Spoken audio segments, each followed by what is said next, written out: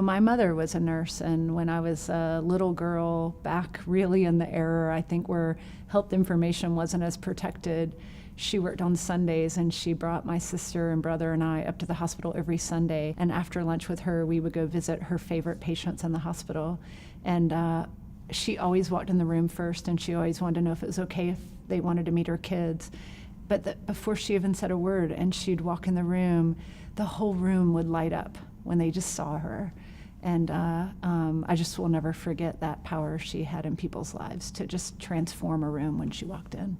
And I wanted to be that when I grew up. So I was a cardiac care nurse and had gone through nursing school. I really liked the ICU. One night I took care of a man. He was 40 years old and he had a stroke.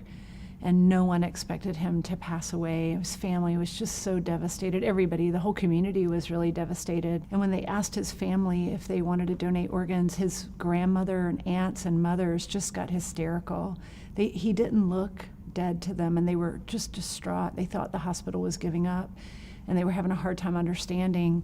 And out of this just chaos in the room, this 15-year-old boy stood up and he said, I just went to get my driver's license, and they asked me if I wanted to be at my permit, and they asked me if I wanted to be an organ donor, and I said no. Daddy popped me in the back of the head and said, boy, that's the right thing to do. And this room just calmed down, and all these aunts and grandmothers just kind of looked at each other, and they looked at this man's son who was just so devastated, and the grandmother looked up and said, well, you heard the boy.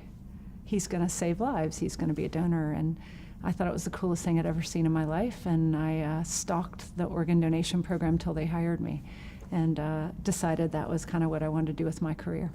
When I was looking for a job to be a transplant administrator in the United States, there were 3 open, and I remember sitting at my desk and seeing that it was University Transplant Center that had the first opening. I could, for 8 hours, tell you how special University Transplant Center is. Everyone who works here is world class.